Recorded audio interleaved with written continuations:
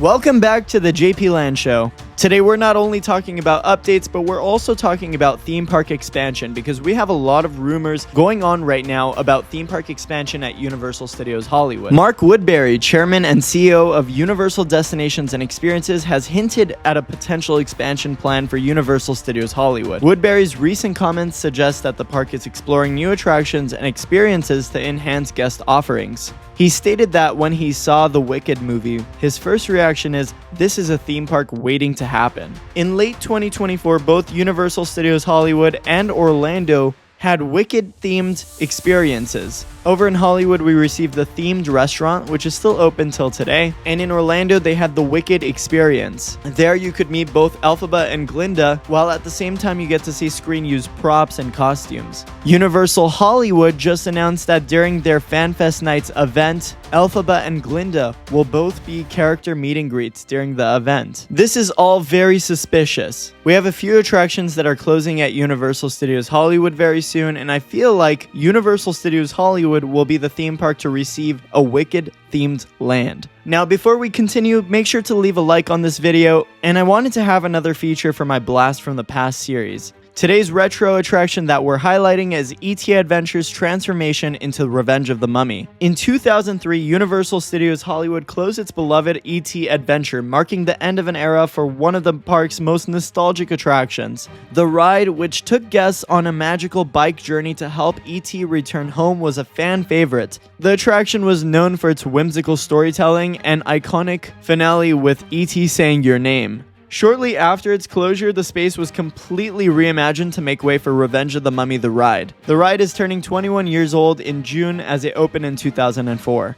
The new indoor roller coaster brought an entirely different experience, replacing E.T.'s peaceful atmosphere with a high-speed dark ride filled with fire effects, scared beetles, and Imhotep's terrifying curse. While E.T., like Elphaba, still flies high at Universal Orlando Resort, its Hollywood counterpart became a thrilling, action-packed ride that continues to be a staple of the lower lot. And I hope you enjoyed that quick blast from the past. Now let's move on with the video. So in today's video, we'll explore the potential avenues for the park's expansion, delve into current developments, and discuss how Universal can stay competitive in this ever-evolving theme park industry. Universal in Hollywood has a rich legacy of blending filmmaking with immersive guest experiences. As we look ahead, several strategic developments could redefine the park's landscape. A significant opportunity for expansion lies in the relocation of certain sound stages. By moving these production facilities elsewhere in the lots, Universal can repurpose the valuable space for new attractions and guest areas. Universal actually already has plans to develop new sound stages by removing the Creature from the Black Lagoon. The iconic lake from Creature from the Black Lagoon in the backlot is slated for removal. This change will facilitate for construction of additional sound stages on the backlot. That's not the only thing getting removed in the backlot. After nearly a decade of high-speed thrills, Fast and the Furious Supercharged is closing on March 10, 2025. This closure paves the way for the new Fast and the Furious Hollywood Drift. This roller coaster is set to open in 2026. Additionally, there's speculation about relocating the Studio Tour loading area to the lower lot. This frees up prime real estate in the upper lot for future theme park expansions. Currently, rumors are swirling about the future of the Simpsons ride with Disney's acquisition of 20th Century Fox in 2019. The licensing agreement allows Universal to feature the Simpsons attraction, but that agreement is set to expire in 2028. This obviously led to speculation about potential replacements. Now, to tie Revenge of the Mummy the ride back into this video, the ride opened in 2004. Revenge of the Mummy the ride has thrilled guests for over 2 decades. However, some feel the attraction is showing its age, like myself. This sparks discussions about reimagining the space to introduce a new experience. And obviously, the Mummy ride building is huge, and it only houses one attraction. The ride's show building alone is huge. It could probably house 2 Super Nintendo Worlds in it. Now let's go back to Wicked because we have a lot of attractions closing right now, and I feel like the next expansion to this theme park will be a Wicked-themed land. The hints have been thrown out there, but now it's time to figure out where it's gonna go. But I also have a question for you guys. If the Simpsons ride were to go in early 2026, Do you think that Universal would keep the same ride system and introduce a new screen ride, or completely demolish the attraction and build a new ride in the location? Because if they remove the ride entirely and they destroy all of Springfield, USA, they could utilize that space for a Wicked themed land.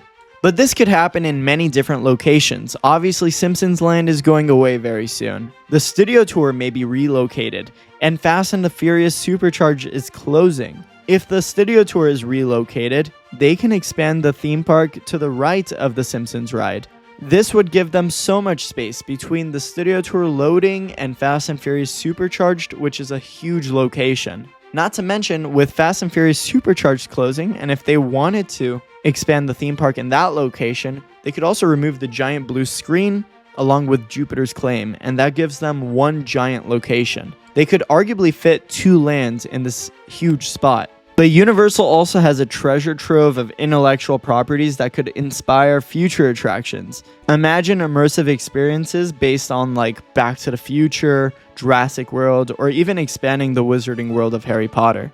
Disneyland just unveiled Disneyland Forward, a multi-year public planning effort to update its existing development approvals. This allows for meaningful investments in Anaheim over the next few decades. This ambitious initiative includes potential new attractions, retail, dining, and etc., aiming to enhance the guest experience and accommodate future demand. Disneyland is obviously always busy, so expanding their parks could just generate even more money.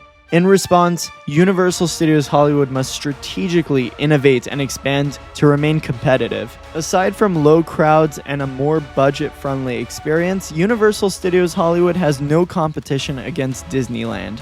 Universal needs to strategically innovate and expand to remain competitive. This could involve introducing unique attractions, enhancing existing ones, and leveraging Universal's diverse intellectual properties to offer experiences that differentiate from neighboring theme parks. I want to slightly talk about their low attendance. So Universal in Hollywood has lower attendance levels on weekdays compared to weekends. To address this, the park could implement strategies to boost weekday visitation. Options include discounted admission rates or introducing exclusive weekday events. They could provide experiences available only during off-peak times. Obviously, enhancing guest engagement through interactive attractions or personalized experiences can contribute to increased attendance and overall guest satisfaction. And not to mention, Universal has a lot of locals that visit their park. If Universal were to introduce a better array of food and drinks, I bet that more locals will visit for dinner or on their lunch breaks just for a quick bite. I think FanFest Nights is a great start to making Universal in Hollywood a lot more relevant, and I think Universal should look into doing more events, especially in the off-peak season. Not to mention, it wouldn't hurt to add a show or two on a temporary stage in the plaza. I think the plaza mostly sits empty until about Horror Nights time, and I think the park would really benefit for having an additional show or two in the park. It really gives the guests something more to see and do. It gives them more of a reason to spend more time in the theme park, and I think shows are very important to this park. But that wraps up today's video, and I really hope you enjoyed today's video. If you did, make sure to leave a like and leave a comment down below if you enjoyed. I'm JP and How They Say in the Movies. That's a wrap. I'll see you in the next one.